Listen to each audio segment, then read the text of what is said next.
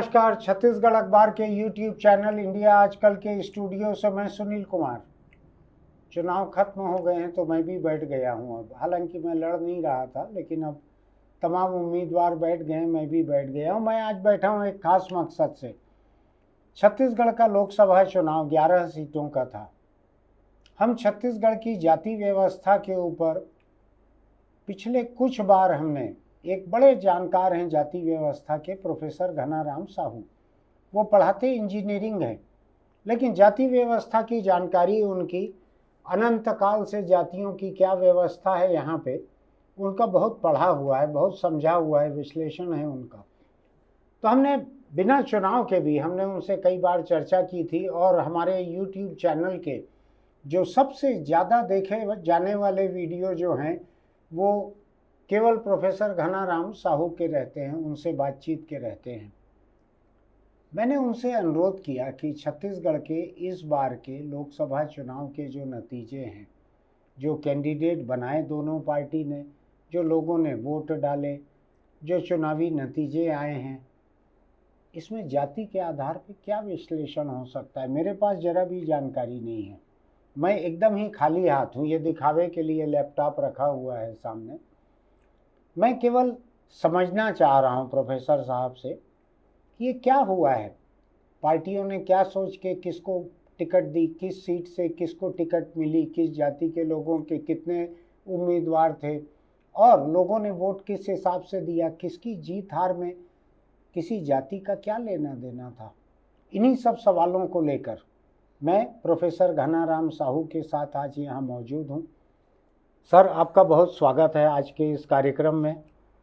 Sir धन्यवाद। आपने जरा सी नोटिस पे मैंने कहा और आपने तैयारी की और तुरंत आप यहाँ पे आ गए। मुझको ऐसा लगता है कि आपको इस मुद्दे पर तैयारी के लिए ज़्यादा ज़रूरत नहीं लगती है, रोज़ाना ही दिमाग में तैयारी चलते रहती है। जी, दरअसल ये है कि जो खास करके प्रिंट मीडिया है उसमें पूरे चुनाव के पहले से अलग अलग क्षेत्रों के बारे में खबरें प्रसारित होते रहती हैं।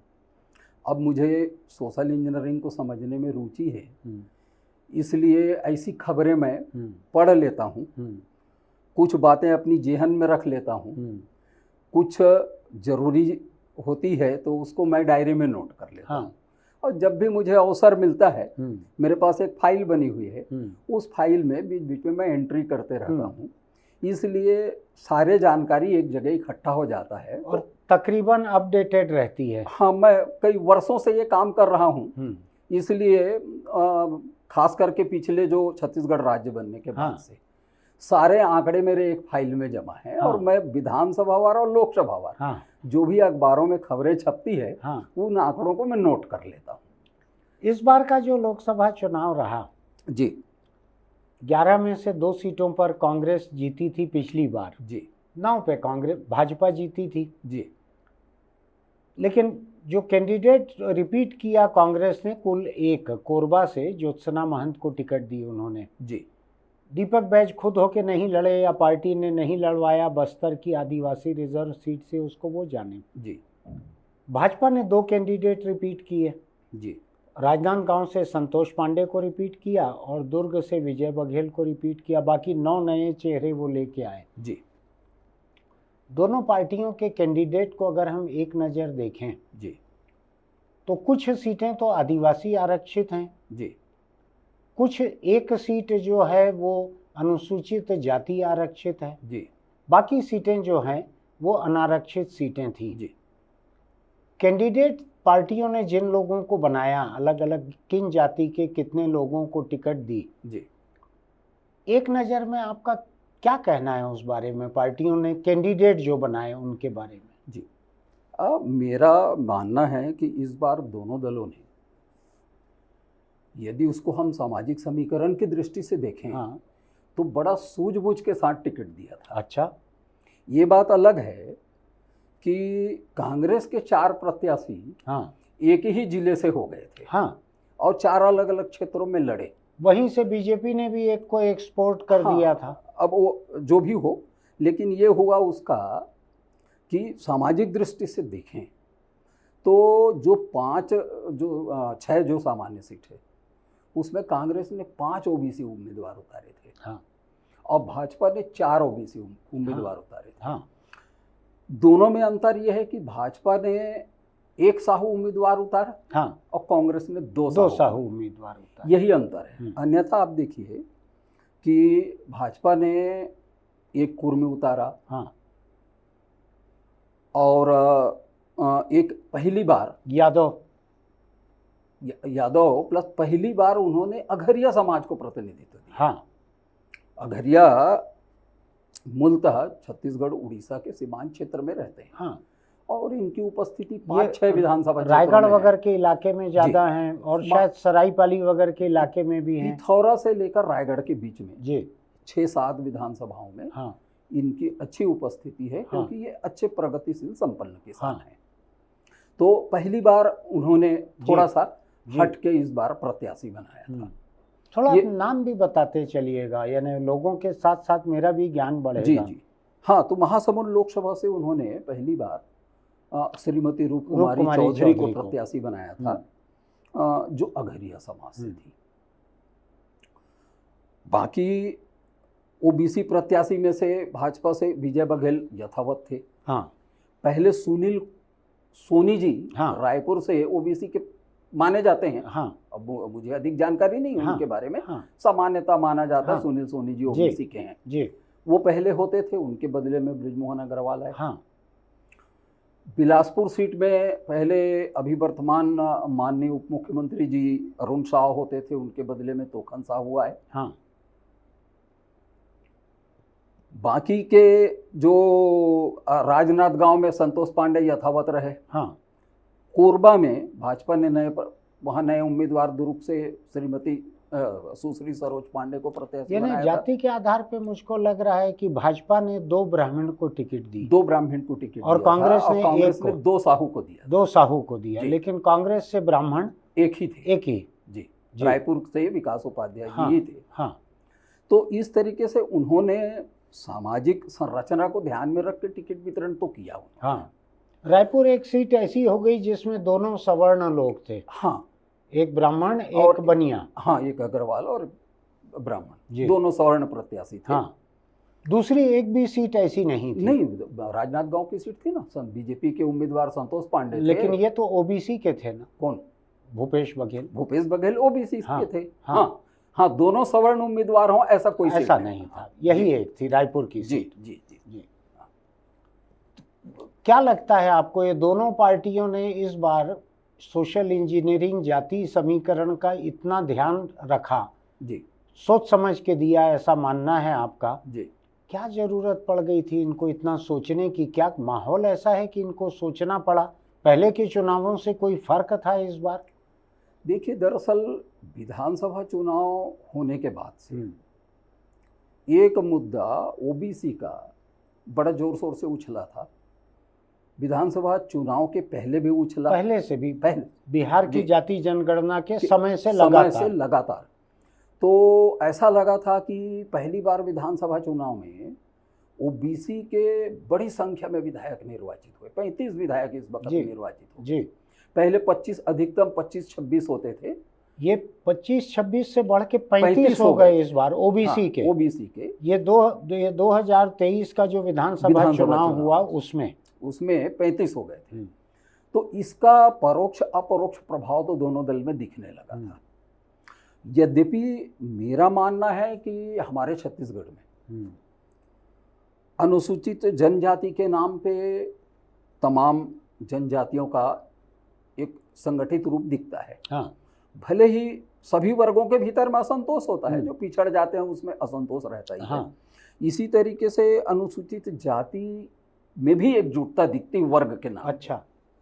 हालांकि 20 से अधिक अनुसूचित जातियां हैं छत्तीसगढ़ में, लेकिन उनकी अलग अलग पहचान बहुत कम है। एक वर्ग के रूप में वो दिखने लगे हैं। ऐसा ओबीसी में नहीं है छत्तीसगढ़ में। छत्तीसगढ़ में ओबीसी अभी भी संगठित नहीं है, किंतु ओबीसी के कुछ जो प्रभु जातियां हैं उनका पृथक पृथक संगठन है। अच्छा। और अपने जाति संगठन के भीतर वो मजबूत हैं। हाँ। और जरूरत पड़ने पे ये एकत्र भी हो। थोड़ा 1-2 मिसाल दीजिए ना, किस जाति के? उदाहरण के लिए आप देखिएगा, छत्तीसगढ़ में अच्छे संगठन के लिए साहू समाज के संगठन है, हाँ कुर्मी समाज के संगठन है, हाँ, देवांगन समाज के संगठन यादव के भी हैं, यादव के भी संगठन है, लेकिन उतना संगठित रूप उनका नहीं नहीं दिखता, दिखता। यद्यपि उनकी बहुत भारी आबादी है छत्तीसगढ़ में। मुझको ध्यान है अजीत जोगी जब मुख्यमंत्री जी। थे और उनके एक डीजीपी थे आरएलएस यादव, जी।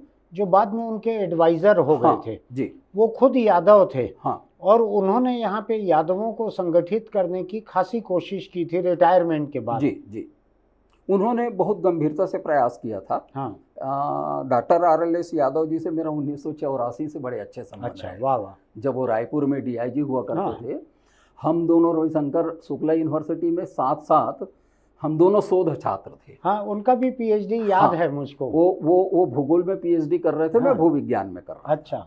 तो तब से मेरे बड़े अच्छे संबंध थे। और वो छत्तीसगढ़ जब वो पुनः आए छत्तीसगढ़ निर्माण के बाद, तो मैं उनके निरंतर संपर्क में था। हाँ, उन्होंने बहुत गंभीरता से यहाँ यादवों को और ओबीसी को मुझको संगठित याद है, करने मुझको का एक प्रयास कार्यक्रम किया में था। ले गए थे वो जबरदस्ती। जी। तो मैंने उनको कहा था कि मैं जाति व्यवस्था में भरोसा नहीं रखता जी। हूँ, आप मुझको मत ले जाइए। उन्होंने कहा नहीं, आप चलिए, आपकी जो सोच है आप वो सामने रखिएगा। जी। तो यादव समाज के कार्यक्रम में मुझको ले गए। जय यादव जय माधव ऐसा उस समय नारा था, उनके जी, कार्यक्रम में नारा लगते रहा। जी। मुझको कहने के लिए उन्होंने माइक पे बुलाया, तो मैंने जाति व्यवस्था के खिलाफ जितना अपने मन का जहर उगल सकता था जी। सब कुछ मैंने कहा कि जाति व्यवस्था कैसे देश को तबाह कर रही है जी। और नहीं होना चाहिए। जी। तो लोग हक्का बक्का रह गए थे कि ये आरएलएस यादव साहब किसको ले आए हैं। जी। लेकिन उन्होंने कहा था कि ये हमारे दोस्त हैं। हाँ। तो मैं उनका दोस्त था, तो इस नाते सबने मुझको बर्दाश्त किया था उस कार्यक्रम में। जी। जी।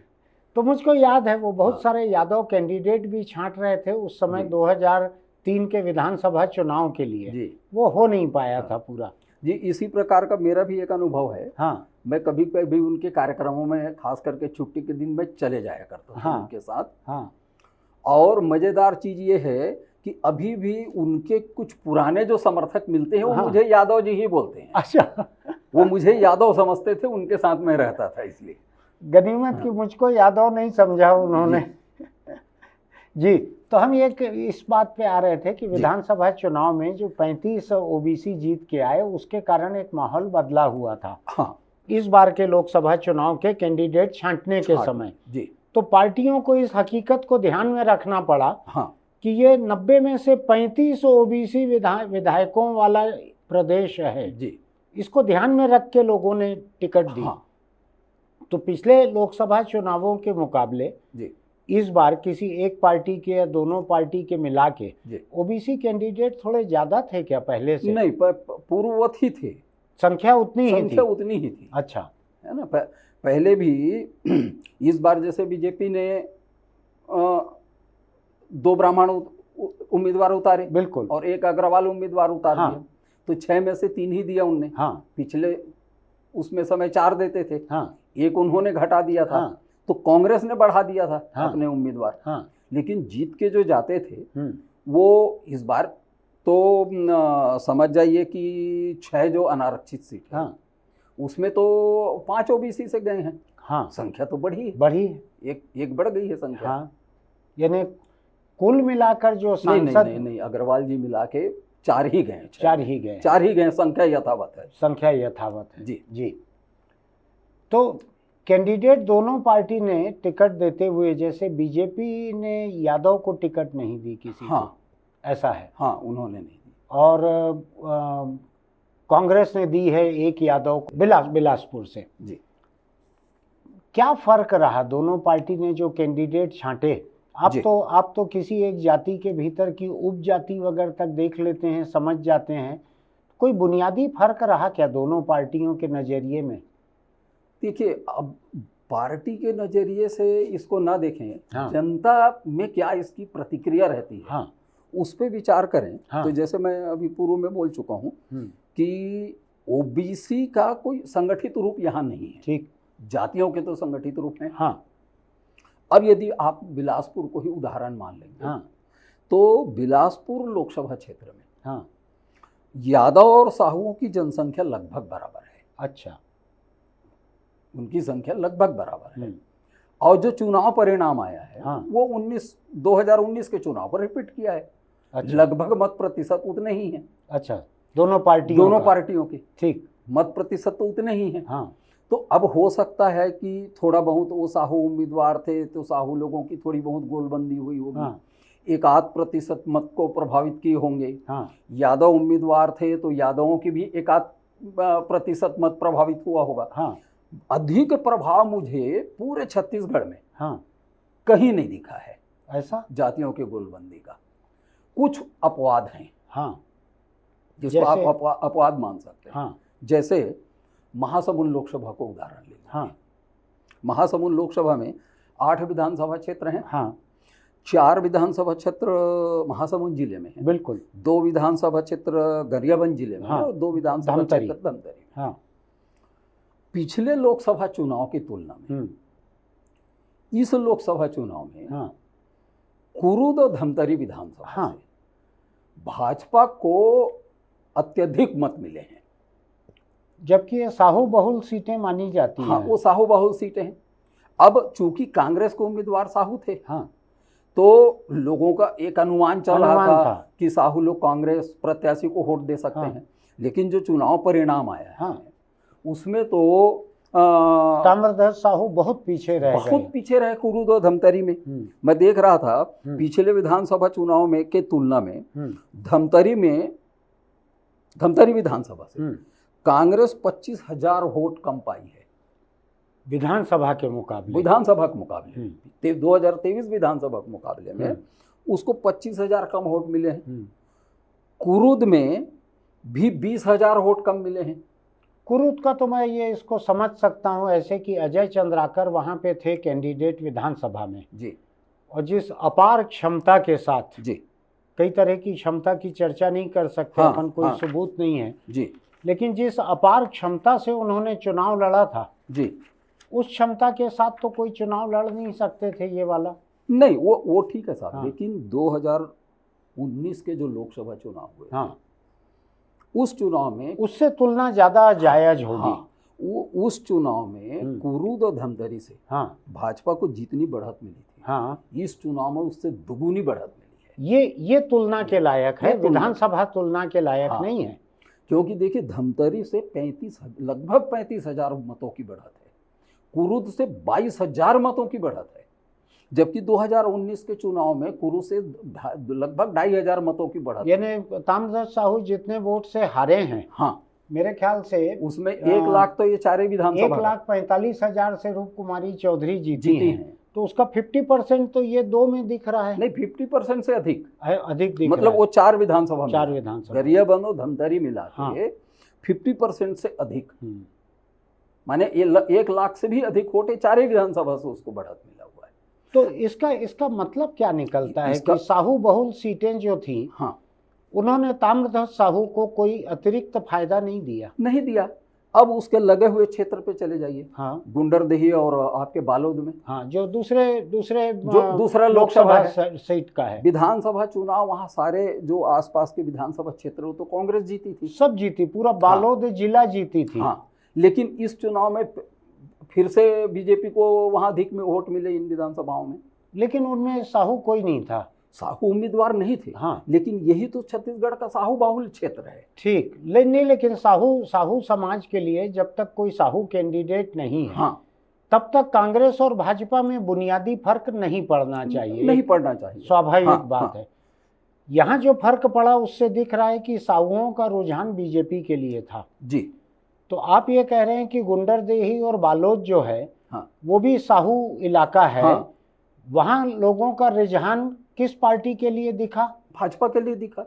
तो वो भाजपा के लिए यहाँ भी दिखा, बालोद वही और चीज यहाँ भी दिखा, कुरुद और धमतरी में भी जी, दिखा, जी। वहाँ भी दिखा। वहाँ भी दिखा। तो आपके कहने का मतलब ये है कि साहू समाज ने भाजपा को प्राथमिकता दी है अभी इस चुनाव में? ऐसा दिखता है, ऐसा दिखता है जी। विधानसभा में वो चीज नहीं दिख रहा था, हाँ। लेकिन अभी ऐसा दिखता है। विधानसभा में भी ताम्रध्वज हार गए और कई लोग हार गए, किंतु जो हाँ। साहू बाहुल क्षेत्र है हाँ, वहाँ कांग्रेस जीत गई थी। कांग्रेस जैसे- जीती थी विधानसभा में। कुरुद, बालोद, धमतरी तीनों जीती थी। उधर बिंद्रानौगढ़ सीट को भी जीती थी कांग्रेस। बिंद्रा नवागढ़ तो आदिवासी सीट जी हुई ना? नहीं, यही मैं आपको कहना चाहता हूँ। देखिए, हाँ। बिंद्रा नवागढ़ विधानसभा में हाँ। आदिवासियों की जनसंख्या कितनी है? लेकिन लगभग 50%। लेकिन सीट आरक्षित है ना? आरक्षित होने से वो ठीक है ना भाई, लेकिन वहां है तो दूसरे लोग 40-45%। तो जो चुनाव में परिणाम आता है, हाँ। उसमें तो सभी वर्गों की भागीदारी होती है ना। मैं साहू जी, ये ताम्रध्वज साहू के सीट की चर्चा करते हुए जी एक चीज को समझना चाह रहा हूँ। जी जो बीरनपुर की एक घटना हुई थी, जी जिसमें एक सांप्रदायिक हत्या हुई थी पहले दिन, अगले दिन दूसरे धर्म के 2 लोगों को मारा गया था। जी मैं इस पे नहीं जा रहा हूँ किसने किसको मारा था, लेकिन सांप्रदायिक तनाव हुआ था। जी पहली हत्या जो हुई थी वो साहू समाज के एक भुवनेश्वर साहू की नौजवान की हत्या हुई थी। जी उसके पिता ईश्वर साहू को टिकट दे के भाजपा ने विधायक बनाया, जी बड़ा महत्व दिया। उसके घर भी गए थे भाजपा के सारे लोग, रमन सिंह की अगुवाई में बैठने गए थे, उसकी मदद भी की थी, आर्थिक मदद। और कांग्रेस ने पूरे बीरनपुर का बायकॉट कर दिया था, जी पार्टी ने, सरकार ने, सब ने। ये मुझको बतलाइए कि बीरनपुर की जो घटना थी जी और उस एक साहू की हत्या, जी और उसके बाद में बीजेपी ने उसको, एक ईश्वर साहू को विधायक बनाया, जी उस घटना का साहू समाज के ऊपर क्या असर था? क्योंकि हमारे पास ताम्रध्वज साहू महासमुंद में कांग्रेस कैंडिडेट थे, राजेंद्र साहू दुर्ग में कैंडिडेट थे। जी ये दोनों पार्लियामेंट्री सीट जो हैं, इनमें साहू वोट पर्याप्त संख्या में है। हाँ हाँ तो इन दोनों को अगर एक साथ मिला के आप देखें, जी तो आप मुझको बतलाइए कि क्या बीरनपुर का कोई असर साहू समाज के वोटरों पर हुआ? देखिए, समाचार पत्रों में जो चुनाव के दौरान खबरें छपी है, हाँ। उसके अनुसार से साजा विधायक माननीय ईश्वर साहू जी हाँ। महासमुंद लोकसभा के अधिकांश विधानसभा क्षेत्र में सभा लिए हैं। हाँ, लिए हैं। महासमुंद, मुझे मालूम है, जो महासमुंद से जो खबरें आई थी, हाँ। महासमुंद विधानसभा के अंतर्गत हाँ। उनने कई सभाएं ली। हाँ। महासमुंद विधानसभा से बीजेपी 21,000 वोट की बढ़त पर है। बताइए, अभी तक 3 सीट की लीड आपने गिनाई है। हाँ। बीजेपी की। हाँ, तीनों में से कोई भी 20 से कम की नहीं है। हाँ, महासमुंद विधानसभा 21,000 वोट की बढ़त है। राजिम में उन्होंने सभाएं ली थी। हाँ। राजिम में 22,000 वोट की बढ़त है। और कुरुद धमतरी में तो लिए ही थे। हाँ। तो अब यही साहू बेल्ट है। हाँ। और साहू बेल्ट में उसने सभा लिया, वहां से बीजेपी की बढ़त 20 हजार से अधिक दिखती है। हाँ। एक अपवाद आप मान लीजिए खल्लारी को। हाँ। खल्लारी को अपवाद मान सकते हाँ। हैं, जहां दोनों दलों के बीच में कड़ा मुकाबला हो गया। हाँ। फिर भी भाजपा को केवल 600 मत की वहां बढ़त मिली। हाँ, लेकिन आगे ही रही, पीछे हाँ, नहीं रही। आगे ही रही। तो ऐसा तो लगता है कि उसका असर दिखा है। और दुर्ग लोकसभा पे, दुर्ग लोकसभा में तो पढ़ना ही था, क्योंकि उसी बीरनपुर जो है वो उसी संसदीय सीट पे आता है। हाँ। और यानी विधानसभा चुनाव में भी जी वोटरों ने, साहू वोटरों ने, हाँ। गैर साहू वोटरों ने पूरे दुर्ग संसदीय सीट पे कांग्रेस को तकरीबन निपटा ही दिया था। तकरीबन निपटा दिया था। और अभी भी जैसा चर्चा लोगों के बीच में होती थी और अखबारों में जो खबरें आती थी, हाँ। उसके हिसाब से लोग बोलते थे कि नहीं, वहाँ कांग्रेस प्रत्याशी राजेंद्र साहू जी हैं, वो कड़ी मेहनत कर रहे हैं, गांव-गांव में छोटी छोटी बैठकें कर रहे हैं और कड़ा मुकाबला करने वाले। 4,38,226 से विजय बघेल जीते हैं दुर्ग में। इसका मतलब उनने ये मेहनत किया होगा, उस मेहनत का कोई प्रभाव पड़ा नहीं। अन्यथा इतना भारी मार्जिन नहीं होगा। तो ये माना जा सकता है कि उस कांड के कारण साहू लोगों का एक बार जो दिल टूटा होगा, वो फिर से जोड़ने का प्रयास तो किए, लेकिन नहीं जुड़ा, ऐसा लगता है। यानी 2 साहू को टिकट दिए, ये कांग्रेस की एक कोशिश थी। ये कोशिश थी जोड़ने की, और शायद वो नहीं जोड़ पाए। वो तो ताम्रध्वज साहू गृह मंत्री रहते हुए झांकने नहीं गए थे बीरनपुर। मैं तो केवल हिंदू समाज का या साहू समाज का नहीं कह रहा हूँ। जिस मुस्लिम परिवार से 2 लोग मारे गए थे, बाप बेटे, वहां भी कांग्रेस से कोई झांकने नहीं गया था। तो मुझको लग रहा था कि ये सामाजिक तनाव जो है, इससे कांग्रेस जल्दी मुक्ति नहीं पाएगी। जैसे 1984 के सिख विरोधी दंगों के बाद सिखों को बहुत साल लगे कांग्रेस के ऊपर भरोसा करने में, जल्दी नहीं लौटा भरोसा। ऐसा ही मुझको लगता है। आप तो साहू समाज के खुद भी हो, तो आपको क्या लगता है कि साहू लोगों के मन में बिरनपुर को लेके कांग्रेस के खिलाफ रंज था? नहीं, देखिए, मेरा जो अनुभव है, साहू समाज की राजनीतिक दखल बढ़ी है 1990 के बाद। अच्छा। 1991 से जो लोकसभा चुनाव हुआ, हाँ उसके बाद से दखल बढ़ी है। हाँ उसके पहले तो विधायक बनते थे, हाँ 3 4 5 विधायक बन जाते थे। हाँ प्रथम आम चुनाव में भी 3 विधायक बने थे, लेकिन लोक जो संसदीय राजनीति है, हाँ उसमें 1991-92 से ही शुरू हुआ। हाँ वहाँ से धीरे धीरे धीरे धीरे साहू समाज के भीतर भाजपा कार्यकर्ता और नेता तैयार होने लगे।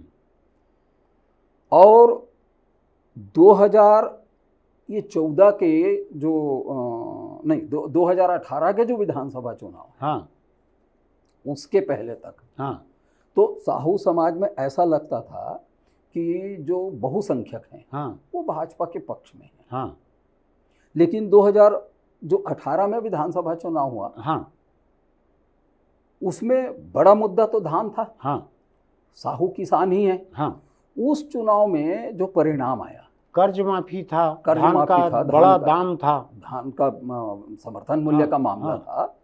उस चुनाव में ऐसा लगा कि दोनों दल हम साहू समाज के भीतर बराबरी की ताकत पे आ गए। अच्छा, यानी कांग्रेस ने कवर किया है उस समाज में लोकप्रियता और थोड़ी अभी पाई। जो 2023 के जो विधानसभा चुनाव परिणाम आए, उसमें तो दोनों दलों से 6-6 लोग जीते हैं, मैंने दोनों दल बराबरी में थे उस चुनाव में। अभी इस लोकसभा चुनाव में मुझे ऐसा लगता है, दुर्ग, राजनांदगांव, महासमुंद और बिलासपुर, रायपुर, ये सब के चुनाव परिणाम को देखने से ऐसा लगता है कि साहू समाज का झुकाव भाजपा की तरफ गया है।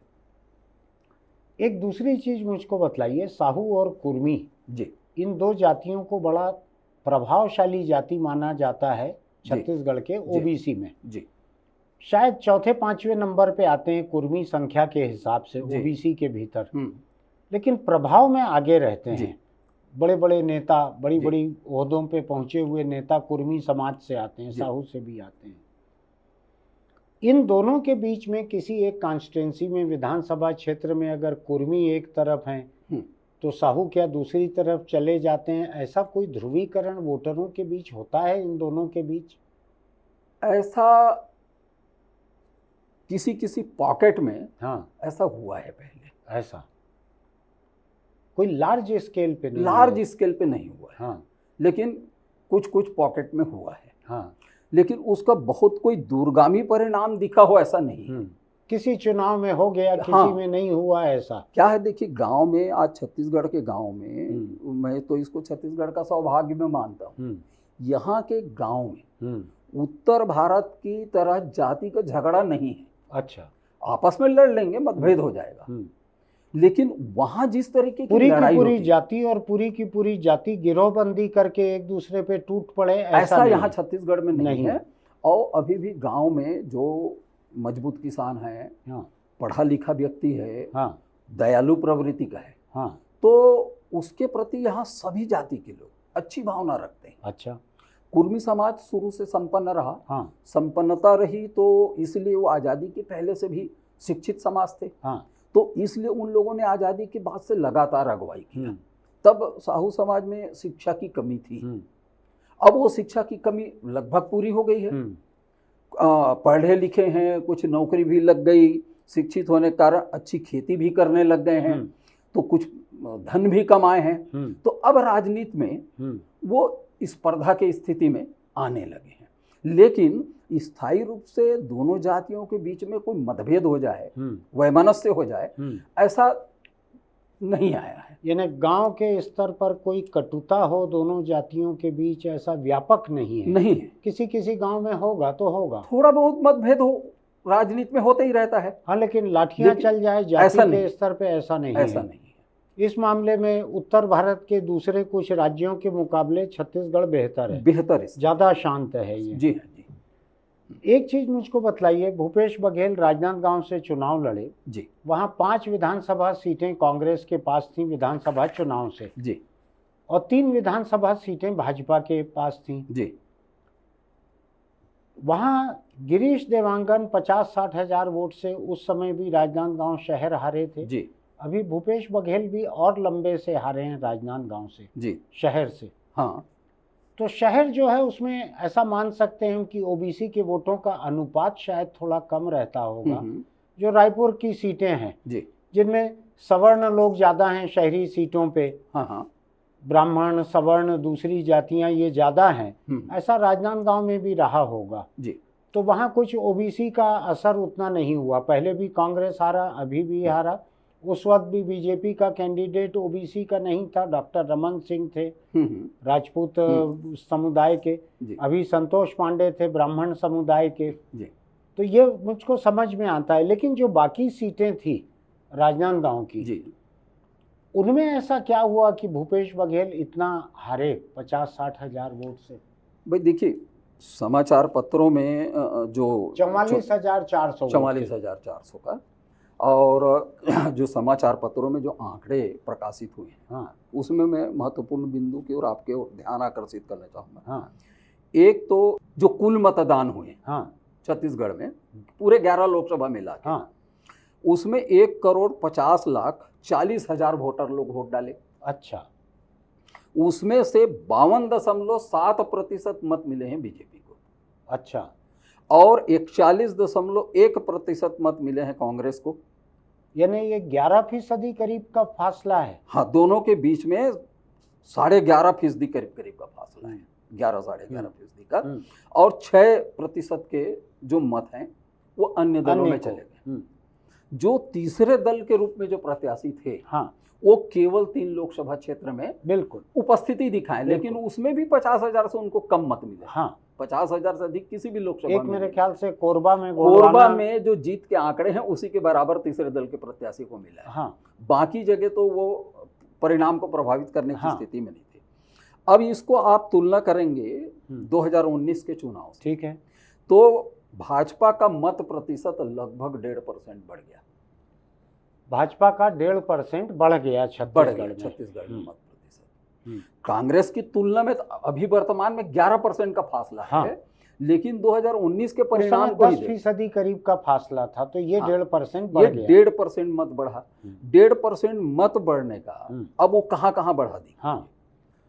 बहुत बड़ा प्रभावित करने वाला वोट परसेंट बढ़ा है रायपुर में। हाँ कांग्रेस और भाजपा के बीच में फासला जो है 36% का। हाँ रायपुर में। हाँ दुर्ग 29% है लेकिन दुर्ग में 36% का फासला है। हाँ कांग्रेस और भाजपा के बीच में 36% यानी जो औसत आप बतला रहे हैं प्रदेश का उससे 3 गुना है यहाँ। हाँ हाँ अब दुर्ग में 29% का फासला है। वहाँ भी करीब 3 गुना वहाँ भी। हाँ लेकिन पिछले बार भी अधिक बढ़ा था। अब फिर भी इस बार पिछले बार से भी कुछ है। रायगढ़ देखिए पिछले चुनाव में रायगढ़ लोकसभा में भाजपा प्रत्याशी केवल 4-5 हजार वोट से जीती थी। इस बार तो 16% अधिक वोट मिला है भाजपा को।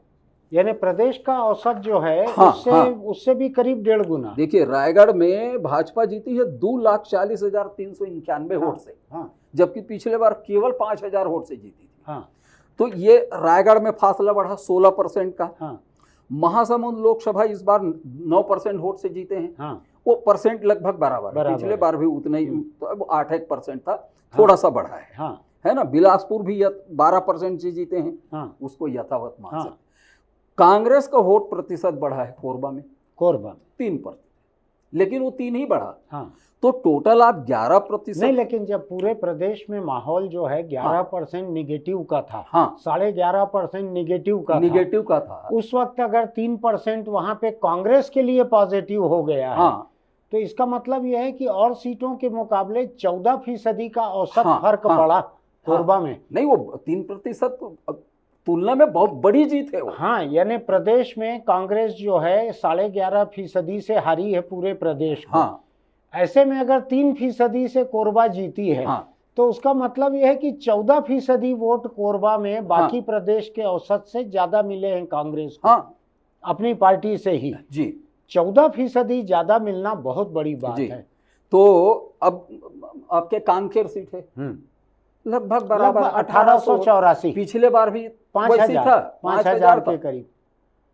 तो ये हुआ कि इस 1.5% वोट के स्विंग बढ़ जाने से हाँ भाजपा को एक अतिरिक्त सीट मिला। हाँ, अब उसमें कोई ये 1.5% अगर स्विंग नहीं रहता नहीं रहता तो तो एक सीट कांकेर और जो निकल है जाती कांग्रेस उनकी। के पास रहती। हाँ, वो तो 0.2% भी वोट और हाँ, मिल जाता हाँ, उसको तो वो हाँ, दूसरी सीट मिल जाती उनको। हाँ, तो 1.5% वोट के कारण उनको एक सीट का नुकसान उठाना एक पड़ा सीट है। का नुकसान हुआ। बाकी तो कोई नहीं जीते रहते, हाँ एक सीट जीतते वो। जी। हम्म, तो इस तरीके से है। तो अब ये है कि यदि इसको अपन अरिथमेटिक हाँ, उसमें कैलकुलेशन में चले जाएं हाँ, तो 52% औसत हो गया बीजेपी का। हाँ, तो देखिए 52% से अधिक जो वोट मिलने वाला क्षेत्र हाँ, बीजेपी का हाँ, रायपुर, दूर, रायगढ़, बिलासपुर और महासमुंद। अच्छा, 5 लोकसभा में भाजपा को हाँ। 52% से अधिक वोट मिले हैं। ये पांचों का एवरेज ये है कि सेपरेट सेपरेट सब में है। हाँ, सेपरेट सब में 52% से अधिक वोट मिले हैं। रायपुर, दुर्ग, नांदगांव, नहीं, बिलासपुर, रायपुर, दुर्ग, रायगढ़, बिलासपुर और महासमुंद। रायगढ़ और महासमुंद। अच्छा, रायगढ़ एक रिजर्व सीट भी आ रही है उसमें। हाँ हाँ, हाँ। इसमें जो है भाजपा को 52% से अधिक वोट मिले हैं 5 विधानसभा क्षेत्र में। यदि कांग्रेस के 5 लोकसभा क्षेत्र। हाँ 5 लोकसभा में। हाँ।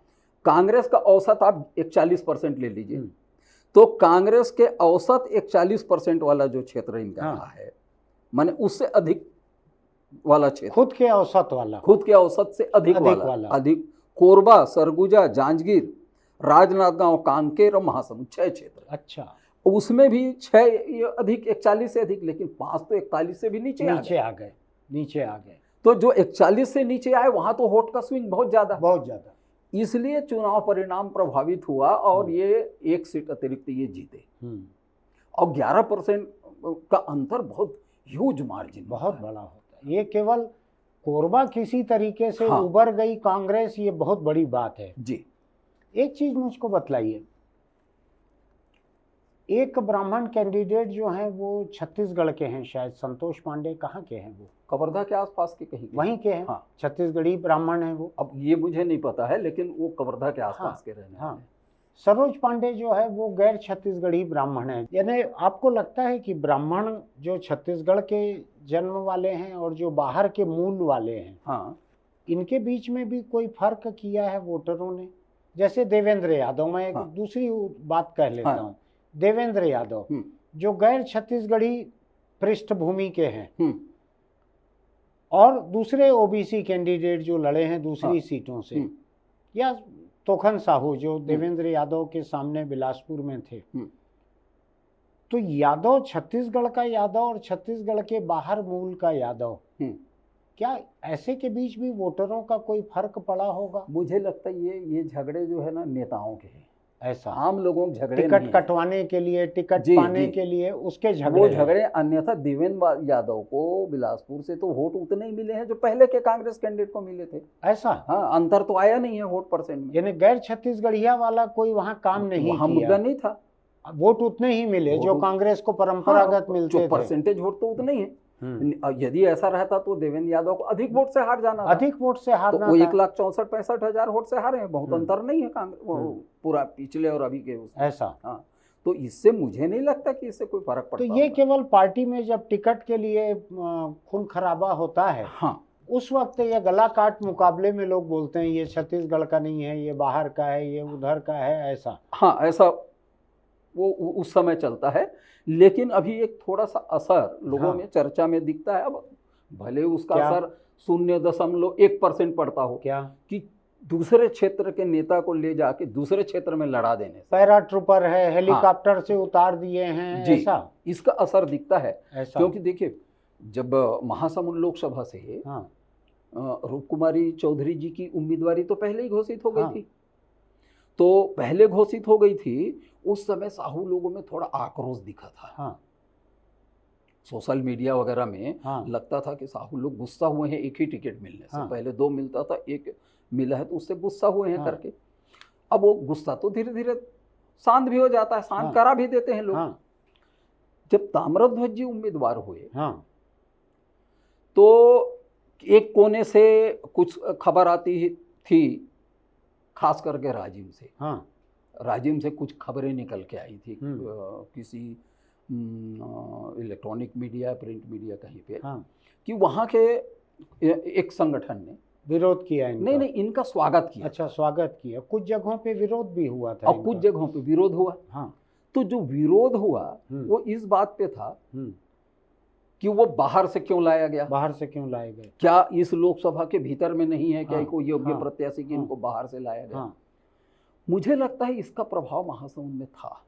इसका कोरबा में भी प्रभाव कोरबा रहा। में भी वो तो साफ दिख रहा है। आप देखिए ना, जितनी लंबी लीड से, हाँ 164, 55,000, 438, 60,000, 145, 240, 575 ऐसे लीड से बीजेपी जीती है। हाँ वहां पे कोरबा में 26,000 करीब वोट है मेरे ख्याल से इनका।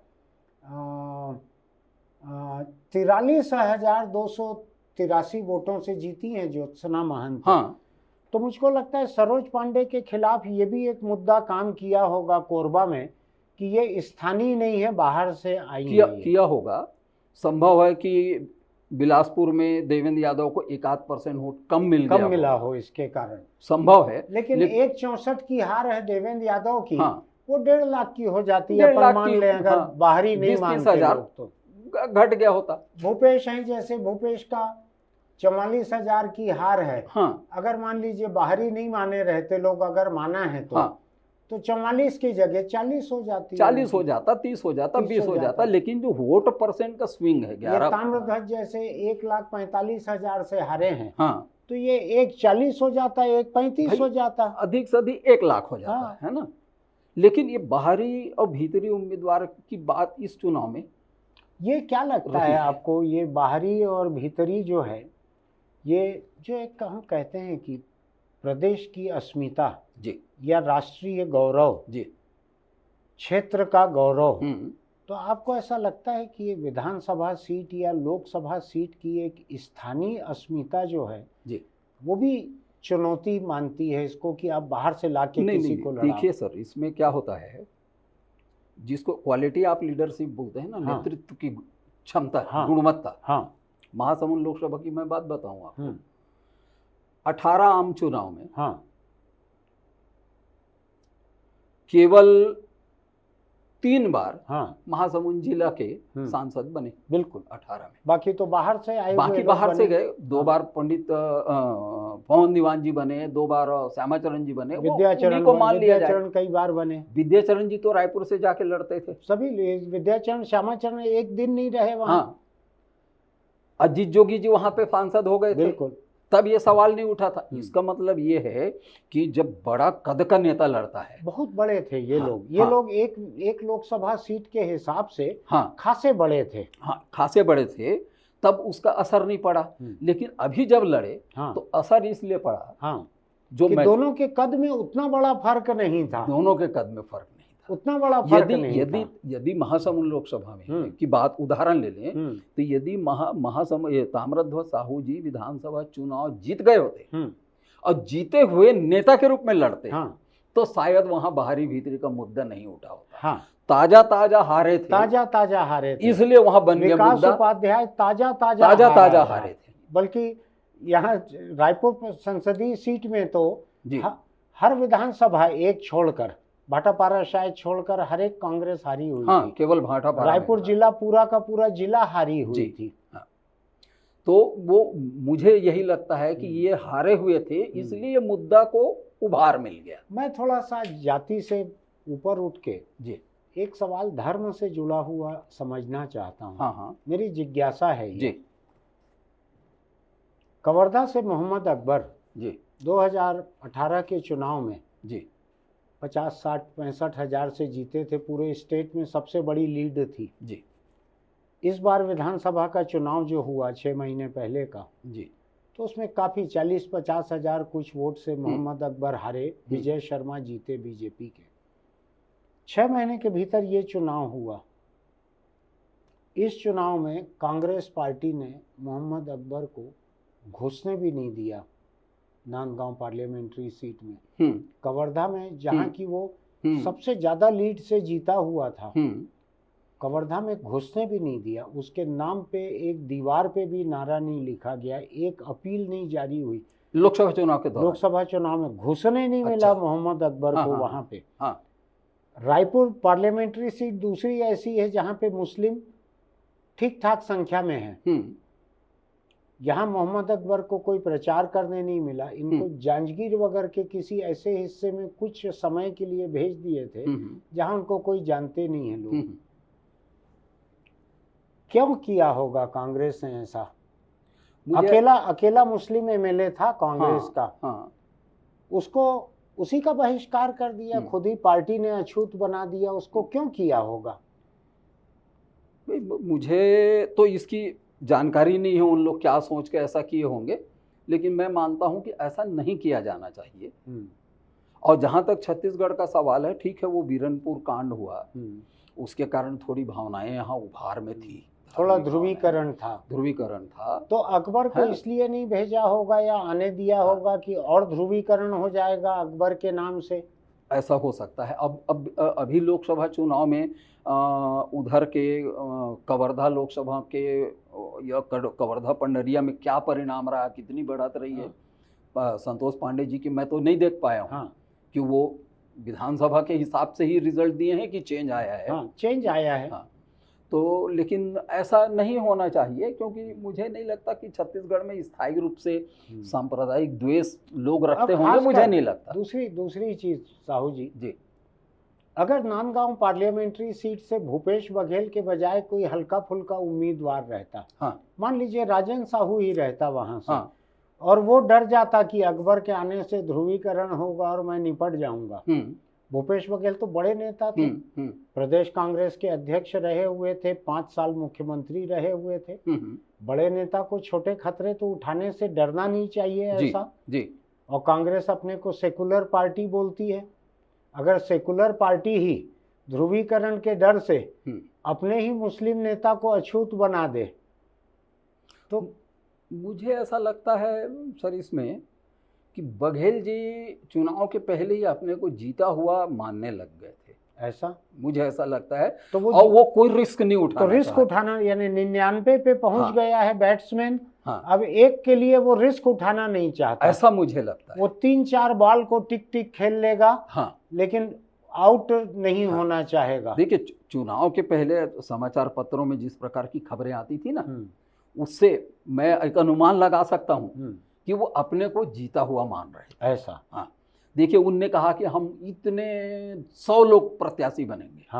ये मुद्दा 400 अखबारों में छपा। शायद 80-85 लोगों ने वो नामांकन फॉर्म भी ले लिया, कुल 75 ऐसे कुछ था।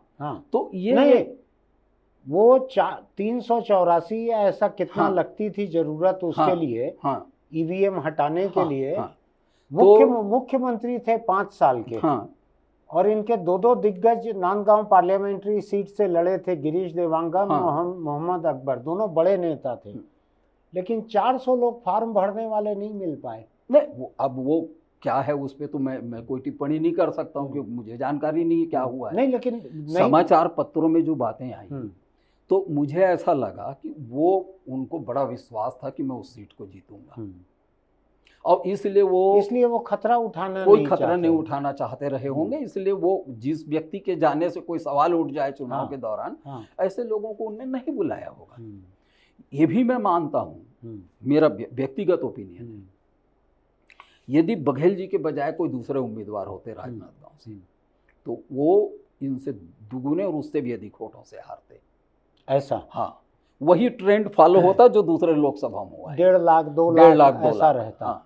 इनने कड़ा मुकाबला तो टक्कर दिया है वहाँ। यानी अब अगर आप मान लीजिए 44,411 वोट को कड़ा मुकाबला कह रहे हैं, तो मैं मान लेता हूँ कड़ा मुकाबला। मेरे हिसाब से कड़ा मुकाबला केवल कांकेर है, 1884। वो तो बराबरी वाली बात थी। ये एकदम कांटे की टक्कर है। तराजू का कांटा रहता है ना, ये कांटे की टक्कर है ये। लेकिन मेरा अनुमान है कि छत्तीसगढ़ में जो ट्रेंड दिखा दूसरे लोकसभा में, भाई उसी के बाजू में दुर्ग लोकसभा है, उसी के बाजू में उधर बिलासपुर लोकसभा है। बिलासपुर में 1,65,000 से जीते, दुर्ग को 3.5 लाख से जीते। तो राजनांदगांव को भी 2 लाख से जीत गए होते, कोई दूसरा होता था। हो सकता है कि भूपेश बघेल खर्च करने में भी सक्षम रहे हों वहाँ पे।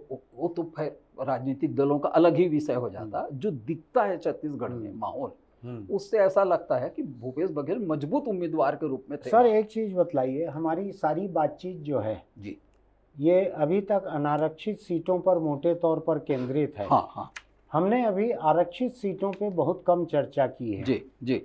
अपने को परहेज तो नहीं है ना उससे कुछ, कोई आदिवासी या अनुसूचित जाति की सीटों पे चर्चा से? नहीं, कोई परहेज नहीं है। अब अकादमिक चर्चा तो किसी भी सीट में कर सकते हैं। हम लोग तो अकादमिक चर्चा कर रहे हैं, कोई राजनीतिक चर्चा तो कर नहीं रहे हैं। तो मैं ये जानना चाहता हूँ, बस्तर की 2 आदिवासी सीटें, जी सरगुजा और रायगढ़ ये 2 आदिवासी सीटें, जी। हमारे पास 4 आदिवासी आरक्षित सीटें हैं। हाँ हाँ और एक हमारे पास जांजगीर की शक्ल में हाँ अनुसूचित जाति आरक्षित है। जी। मैं दलित आरक्षित इसलिए नहीं कह रहा हूँ हाँ। कि छत्तीसगढ़ में लोगों को दलित शब्द से आपत्ति हो रही है जी। तो मैं किसी की भावना आहत करना नहीं चाहता। हाँ। हालांकि मैंने महाराष्ट्र के एक बड़े संपादक को कल परसों इंटरव्यू किया महाराष्ट्र के राजनीति पे, तो उसमें कई बार दलित शब्द इस्तेमाल हुआ। वहाँ तो नाम ही है दलित पैंथर्स और दलित, वो लोग नाम लिखते हैं अपना, दलित अघाड़ी दलित लिखते हैं वो लोग, उनको परहेज नहीं है। लेकिन ठीक है, छत्तीसगढ़ में एक अनुसूचित जाति की आरक्षित सीट जांजगीर चांपा और 4 आदिवासी आरक्षित सीटें जी। इसमें से जहाँ से चाहें आप वहाँ से थोड़ा सा मेरे लिए रहस्य खोलिए कि कहाँ का क्या नतीजा था। देखिए, एक तो उदाहरण के लिए आप ले लीजिए बस्तर की सीट। बस्तर की पहली सीट हम वो लेते हैं जो हाँ। पिछली बार कांग्रेस के पास थी, दीपक वैद सांसद थे। इस बार 55,245 वोट से जी बीजेपी जीती है। बिल्कुल, है ना। महेश कश्यप पहली बार लड़े और जीते। और उनके मुकाबले कवासी लखमा, हाँ, जो कि पिछली सरकार में आबकारी मंत्री थे। जी। दुनिया जानती है आबकारी महकमे का क्या फायदा रहता है। तो वो अभी विधायक भी हैं, अभी जीते हुए थे विधायक जी। वो कैंडिडेट थे महेश कश्यप के सामने। मेहनत उन्होंने भी सुना बहुत की। लेकिन 55,000 से ये मुझको लग रहा है कि भूपेश बघेल के तुरंत बाद की छोटी हार है 55,000 जी। ऐसे ही है, भूपेश के तुरंत बाद की हार है ये 55,000 2 नंबर की। कांग्रेस की दूसरे नंबर की छोटी हार है जी जी बस्तर से। क्या क्यों रहा ऐसा नतीजा? वहां पे कैंडिडेट कौन थे, किस आदिवासी जाति के थे? देखिए क्या होता है, ये बस्तर में पहले तो आप सामाजिक संरचना समझ लीजिए। अनुसूचित जनजाति की आबादी जो ये 2006 में परिसीमन हुआ था, उनके आंकड़ा में बता रहा हूं। उस समय 70.4% था बस्तर सीट पर, बस्तर लोकसभा सीट पर आदिवासी वोटरों की या आदिवासी आबादी 70.4%। अच्छा, तो यदि थोड़ा बहुत 30% गैर आदिवासी हैं वहाँ, 30% गैर आदिवासी हैं।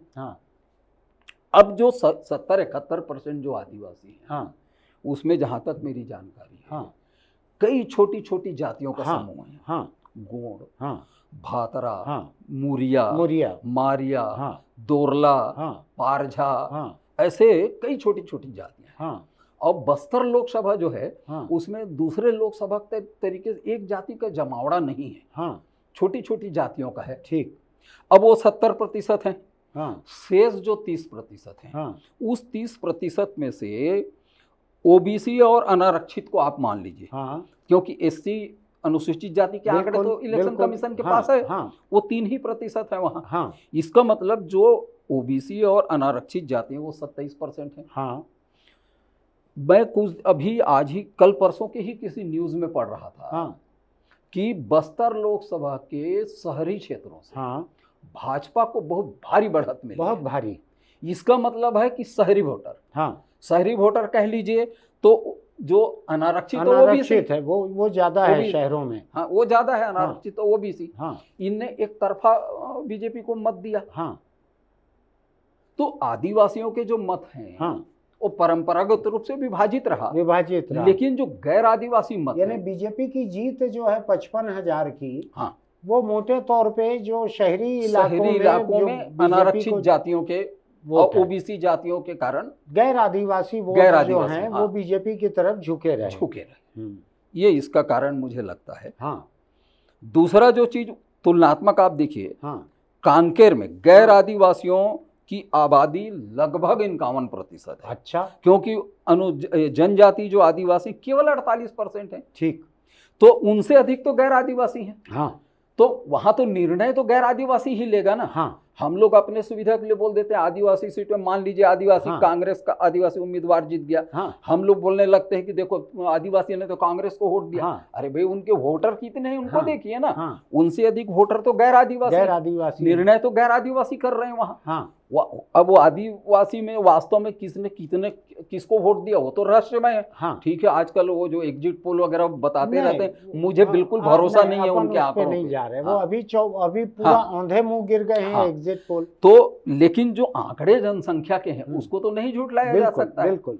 इसी तरीके से आप देखिए। नहीं, कांकेर का एक मिनट, तो हाँ। कांकेर में जो इतनी कांटे की टक्कर रही, हाँ, कि कांग्रेस वहां पे 1884 वोट हाँ। से ही हारी है। 1884 से ही हारी इसका है। क्या मतलब निकल रहा है कि हम मान लें अगर कि बस्तर पे जो फार्मूला हमने लागू किया हाँ। है कि आदिवासी वोट दोनों तरफ बट गए, हाँ और शहरी वोट चूंकि वहां पे करीब 51% है, हाँ हाँ तो 51% शहरी वोटों में भाजपा के लिए रुझान रहा।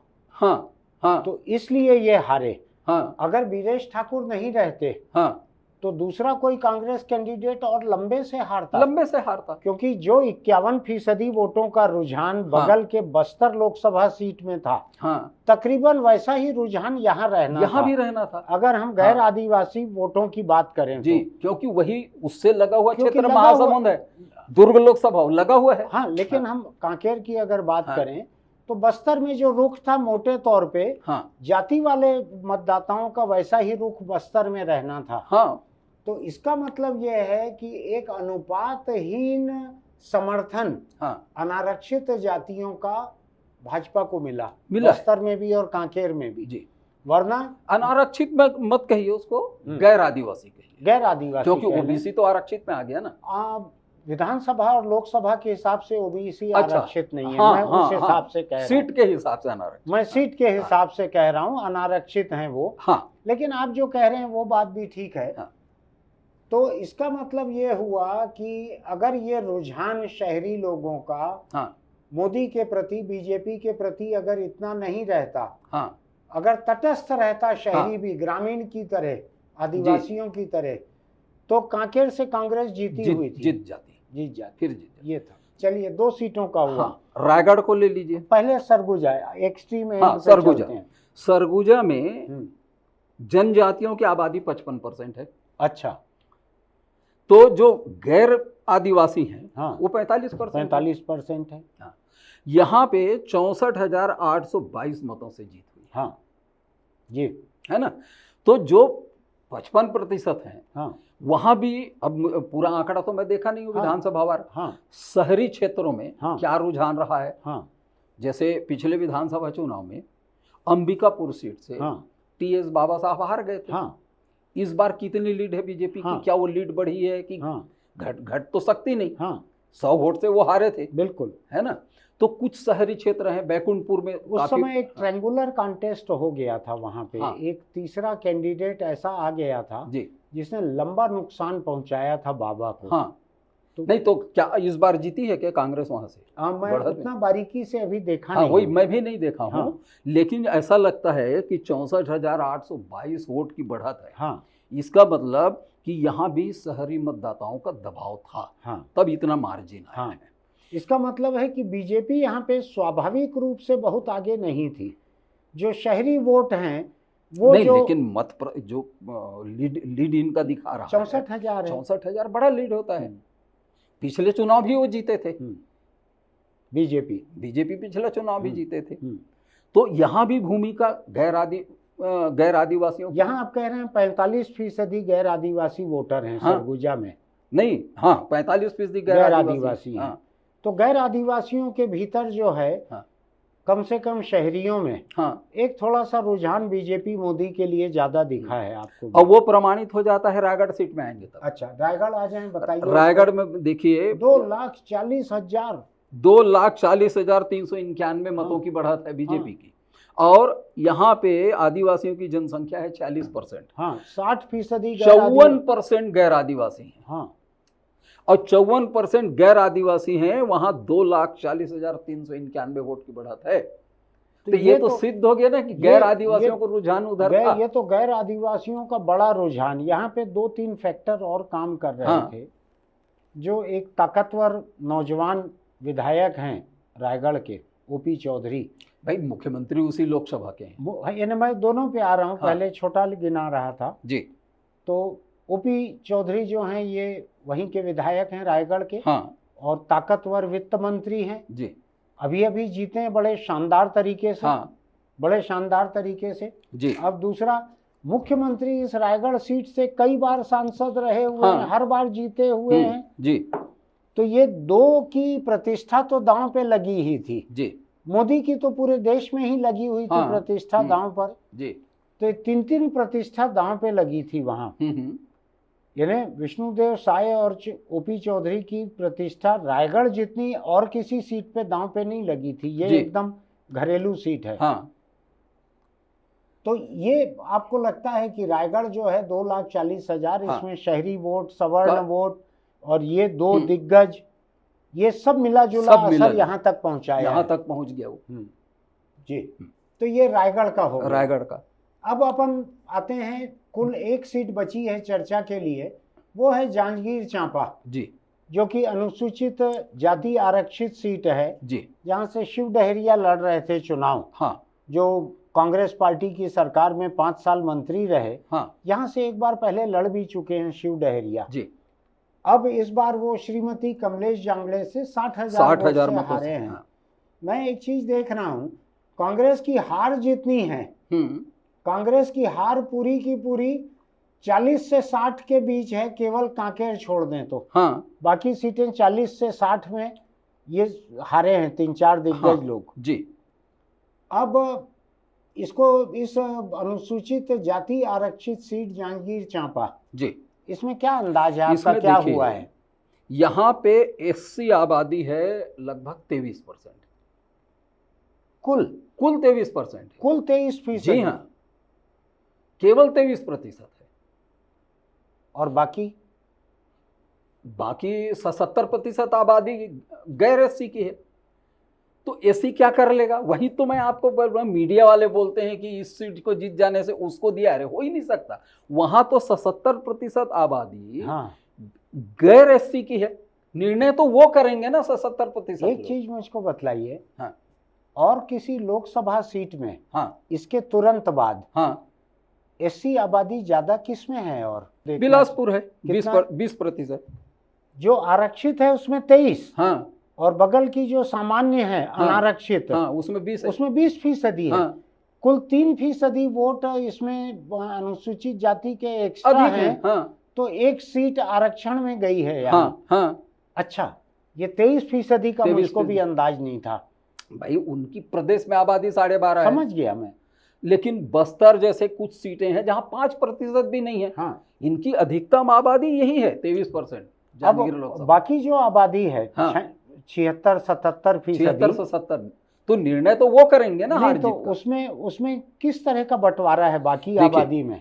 यहाँ जांजगीर में एसटी है 12%। 12 यानी जो अनुसूचित जाति है उससे आधे से ज्यादा जनजाति है। आधे से थोड़ा सा ज्यादा है। ठीक है। और ओबीसी यहाँ पे करीब 58% होना, 55 से 58% 55-58% होना चाहिए ऐसा। वो जो अखबार में जो डेटा आया था ना, उसको जोड़ घटाना करें तो 55 से 58% आता है। 50 से ऊपर हर हाल 50 से ऊपर हर हाल में है वहाँ ऐसा। क्योंकि ये दोनों को आप जोड़ दीजिए, 23 और 12 35 हुआ। तो 65 कौन है? तो 65 में वो जो आंकड़े जो अखबारों में आ गए थे उसमें तो 13% बताया गया था ना अनारक्षित को। तो 65 में 13 और घटा दीजिए तो कितना बचा? तो हो तो गया। तो आधी आबादी जो है ओबीसी की है, आधे से अधिक आबादी ओबीसी की है उस लोकसभा ऐसा।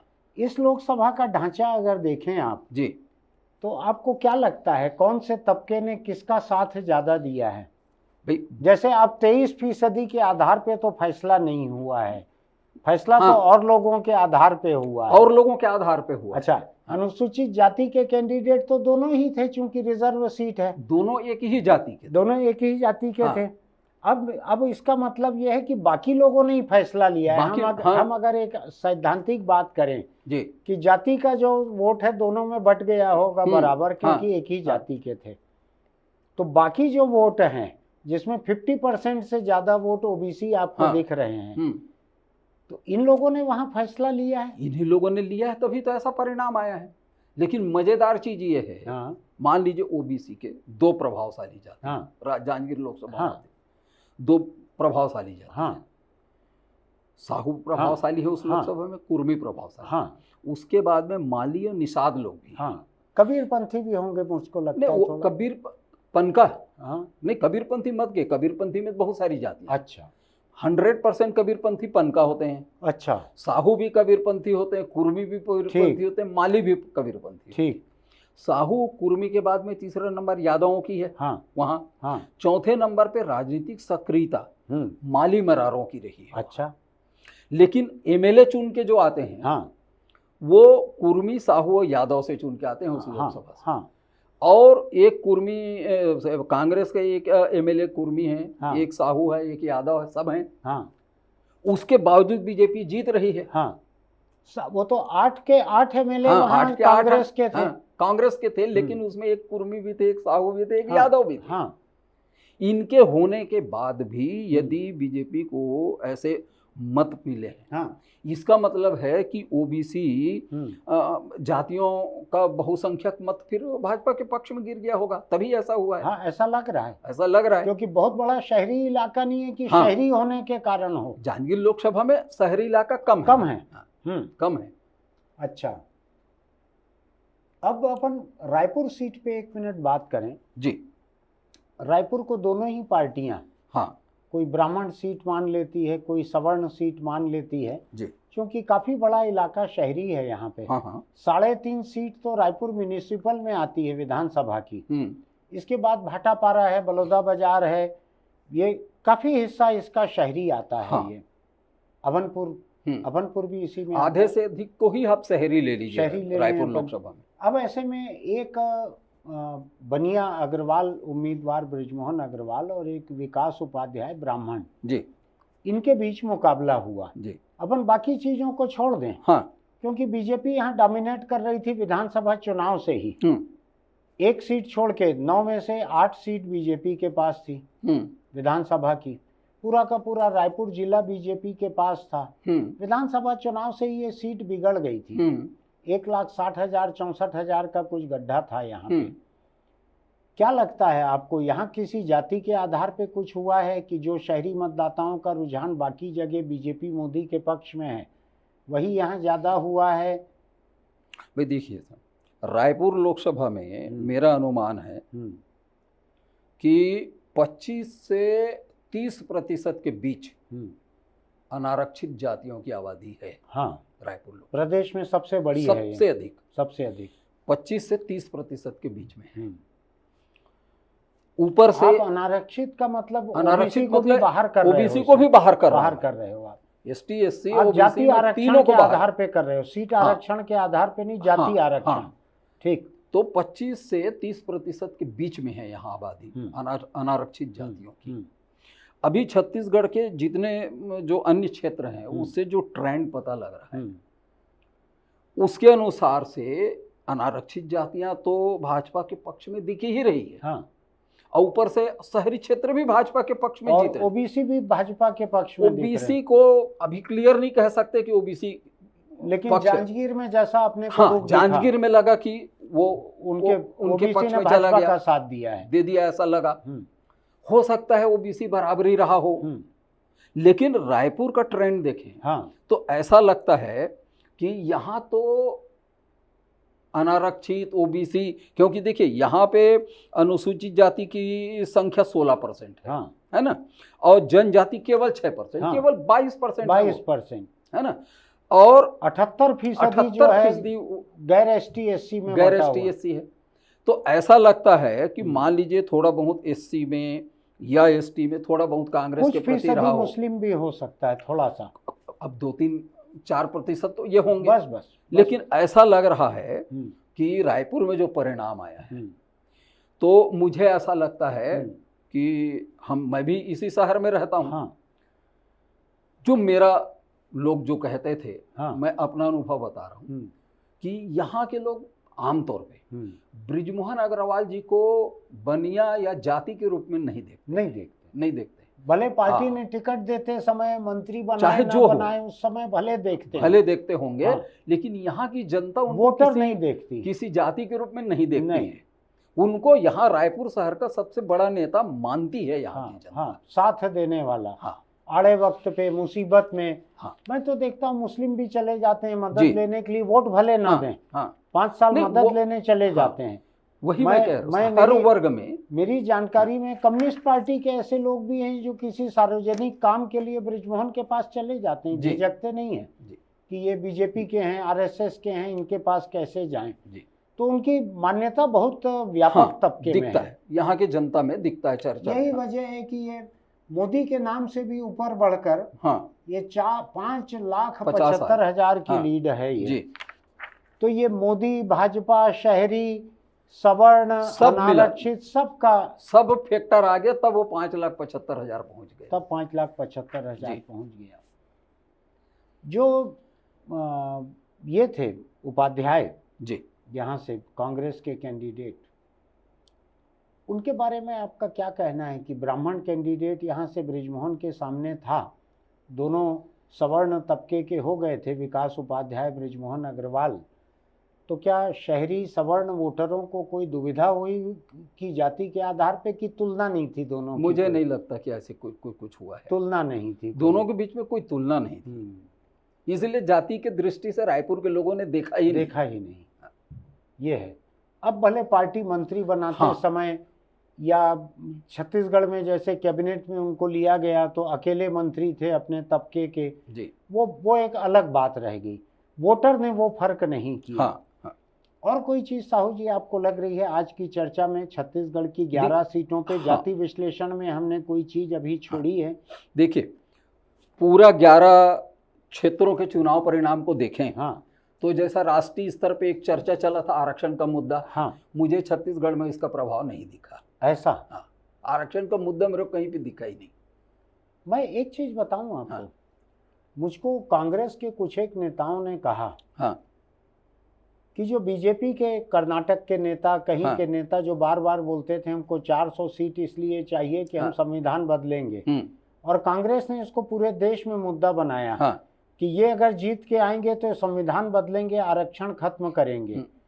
मुझको दीपक बैज ने कहा था, प्रदेश कांग्रेस के जो अध्यक्ष हैं, कि पूरे बस्तर में, सरगुजा में, सब जगह आदिवासियों के बीच में ये मुद्दा काम किया है कि अगर मोदी की सरकार लौटेगी तो संविधान संशोधन करेगी और आरक्षण खत्म करेगी आदिवासियों का। भले मोदी ने ऐसा कभी ना कहा हो, लेकिन कांग्रेस का कहना था कि मुद्दा बना है। तो फिर अधिक वोट मिलना था उनको, फिर मिला क्यों नहीं? नहीं, मुझको लग रहा है कि उसकी वजह से अधिक मिलने के बाद का ये हाल है, क्योंकि बृजमोहन के लोग उम्मीद कर रहे थे कि 7 लाख से ऊपर की लीड रहेगी। वो तो एक लोकसभा क्षेत्र की नहीं, बात होगी। जैसे मैं कहता हूँ कांकेर में कुल 1884 से हारी कांग्रेस पार्टी। तो वहां का एक बड़ा मुद्दा बता रहा हूँ आपको मैं। जो भोजराम नाग, जो वहां के बीजेपी कैंडिडेट थे, वो डीलिस्टिंग आंदोलन के बड़े नेता थे। प्रदेश में 2 ही नेता थे, उसमें बस्तर को ये लीड कर रहे थे। तो जो ईसाई बन गए हैं आदिवासी, उनको आरक्षण से बाहर किया जाए, यही उनका मुद्दा था। इस मुद्दे का उनको फायदा दिख रहा है होते हुए वहां पे, या इस मुद्दे का नुकसान होते हुए दिख रहा है? हो सकता है उनको नुकसान हुआ तब बराबरी पे हुआ है, तब जाके बराबरी पे आ गया है, तो उनको नुकसान होते दिख रहा है। तो मुझको लग रहा है कि आरक्षण के मुद्दे का असर नहीं हुआ है। ऐसा मुझको ठीक नहीं लग रहा है। नहीं, अब हो सकता, यानी खुद कांग्रेस के लोगों का यह कहना था कि जगह जगह बड़ा असर हो रहा है इसका। ठीक है ना, देखिए महासमुंद लोकसभा की बात बता रहे हैं। महासमुंद लोकसभा में आप ये ट्रेंड देखिए, वहां एससी है 10.5% और एसटी है 26.5%। अच्छा, 37% है अनुसूचित जाति जनजाति। बीजेपी के वोट परसेंट बढ़ गया। घटना चाहिए था ना, घटा क्यों नहीं? भाई विधानसभा का जो चुनाव परिणाम था, 8 विधानसभा मिला के, आप बोले ना अभी ईश्वर साहू हर जगह प्रचार किया है, वो तो जाति वाला मामला हुआ, आरक्षण से संबंधित नहीं है मामला। हाँ, मैं तो आरक्षण का मुद्दा बोल रहा हूँ। उसके कारण बढ़ा होगा वोट परसेंटेज। साहू समाज जो है भाई, ईश्वर साहू से तो केवल साहू, मान लीजिए साहू समाज ही प्रभावित हुआ। साहू वोट काफी है ना महासमुंद पार्लियामेंट, 20% तो हैं। हाँ, तो 20% में आधे आधे तो पहले से हैं साहू लोग। 20 के 20 तो किसी दल के तरफ नहीं है, आधे आधे पहले से एक ये हुआ। आपको लग रहा है कि देश में जो आरक्षण का हल्ला इस राज्य में उसका असर नहीं आपको नहीं दिखा? अच्छा, एक ठीक है ना। हाँ। दूसरा जो है, धान का भाव का असर मुझे दिखा है। हाँ, लोग कर रहे थे चर्चा। हाँ, वो तो भूपेश बघेल ने भी 3000 कुछ तो अनाउंस किया था, भाजपा ने 3100 दे दिया है। पिछले चुनाव 3000 बोला तो उसको दिए थे। हाँ, इस बार इन्हें 3100 कहा। हाँ, तो हो सकता है इधर दे दिए किसान लोग, क्योंकि उनको तो उनका हित प्रोटेक्ट हो गया। हाँ, 3000 से नीचे तो जा ही नहीं सकता था। तो 3100 वाले को दे दी। बीजेपी ने उड़ीसा में 3100 अनाउंस कर दिया है। हाँ, वहाँ किया है। मैंने उड़ीसा के एक जर्नलिस्ट को इंटरव्यू किया, वो बोले अब हमारे यहाँ से छत्तीसगढ़ जाके नहीं बिकेगा धान। इसके अलावा जो मुझे दिखा, कुछ मित्रों से जो बातचीत हुई उसके अनुसार, ग्रामीण क्षेत्रों में महतारी बंधन योजना का असर दिखा है। ऐसा जो दे रही है बीजेपी हर महीने पैसा विधानसभा चुनाव जीतने के बाद, उसका असर दिखा। उसका भी असर दिखा। लेकिन कांग्रेस ने 1 लाख रुपया साल देने का जो कहा था, कि कांग्रेस तो सत्ता में थी ना, तो नहीं थी। हाँ, तो विश्वसनीयता भी तो एक सवाल होता है। यदि मैं कुछ भी नहीं हूं, मैं कह दूं 500 रुपया का एक घोषणा थी कांग्रेस की, वो भी नहीं दी महिलाओं को। हाँ, वो उसकी मुझे जानकारी नहीं है, लेकिन 5 साल में 500 रुपया भी नहीं दी। लेकिन एक सामान्य बात है, यदि मेरे पास पावर नहीं है, कुछ नहीं, मैं किसी को बोलूंगा कि भाई मेरे को तुम ऐसा कर दो, मैं 5 लाख दूंगा। अब मैं, मेरी हैसियत होगी 5 लाख देने लायक, तो मुझ पर वो भरोसा करेगा ना। उसको लगता है कि मेरी हैसियत ही नहीं देने की, तो क्यों भरोसा करेगा। तो लोगों का ये कहना था कि मतदान में महतारी बंधन योजना का बीजेपी को फायदा मिला, प्रभाव मिला। ये सब मिला के 11% वोट का अंतर आया। बहुत बड़ा होता है 11% का फर्क। पहले भी आगे थे, अब और बढ़ गया 1.5% और बढ़ गया। यानी शुरू का 1.5% तो उतना मायने नहीं रखता, लेकिन आप पहले से आसमान पे था फर्क 10% जी, उसका 11.5% होना बहुत मायने रखता है जी। चलिए साहू जी, बहुत अच्छी दिलचस्प बातचीत रही। जाति के आधार पे इतना अच्छा विश्लेषण और कोई कर नहीं सकता था। हम स्थानीय संस्थाओं का, पंचायत म्युनिसिपल का चुनाव जब करीब आएगा, उस वक्त एक बार फिर आपके साथ बैठेंगे बात करते हुए, या इस बीच में पूरे देश का विश्लेषण अगर आप कर सकें कि क्या हुआ है जाति के आधार पे, तो हम फिर बैठेंगे। आपने सुना प्रोफेसर घनाराम साहू को। मैं तो एक छात्र की उत्सुकता से सुनता हूं इनको हर बार, क्योंकि इनकी जानकारी जो है उसका भंडार इतना बड़ा है, हर बार मैं उसमें से 1-2 लोटा लेके आता हूं। आपको हमारी ये बातचीत अच्छी लगी होगी तो हमारे YouTube चैनल इंडिया आजकल को सब्सक्राइब कीजिएगा, नोटिफिकेशन की बटन दबाइएगा, लाइक कीजिएगा। साहू जी के वीडियो हमारे चैनल पर सबसे अधिक संख्या में लोग देखते हैं, लाखों में देखते हैं। नीचे टिप्पणी करिएगा आपको ये बातचीत कैसी लगी। कई लोग आलोचना भी करते हैं कि जाति के ऊपर आप चर्चा करते हैं। जाति हकीकत है, इसलिए जाति पे हम चर्चा करते हैं। जाति व्यवस्था की जो बुराइयां हैं उनको खत्म करने के लिए भी पहले जाति को समझना पड़ेगा, इसलिए हम उस पर बात करते हैं। चलते चलते एक छोटी सी सलाह, अगर आप दोपहिया चलाते हैं या बैठते हैं पीछे तो हेलमेट लगा कर रखिए। मुझको हर 1 घंटे 2 घंटे 3 घंटे में ऐसी खबरें मिलती हैं कि कहाँ किस दोपहिया वाले को किसने टक्कर मारी, या 2 टू व्हीलर आपस में टकराए और लोग मर गए। अपनी फिक्र कीजिए, पुलिस के चालान की फिक्र मत कीजिए, पैसा बचाने की फिक्र मत कीजिए। गलियों से निकल के मत चले जाइए कि पुलिस से बच जाएंगे। आप पुलिस से तो बच जाएंगे, लेकिन अगर गली में भी फिसल के किसी नाली में अगर गिरेंगे तो फिर वो भैंसा पे चढ़ के जो सामने खड़े रहता है उससे नहीं बच पाएंगे। अपनी फिक्र कीजिए, हेलमेट लगाइए, बेल्ट लगा कर रखिए, सुरक्षित स्पीड से चलाइए, लाइट अपना ठीक रखिए, दारू पीकर या कोई नशे में मत चलाइए, अंधाधुंध रफ्तार से मत चलाइए। हम चाहते हैं कि आप हमारे दर्शक बने रहें, इसलिए अपने आप को सुरक्षित रखिए। फिर मिलेंगे।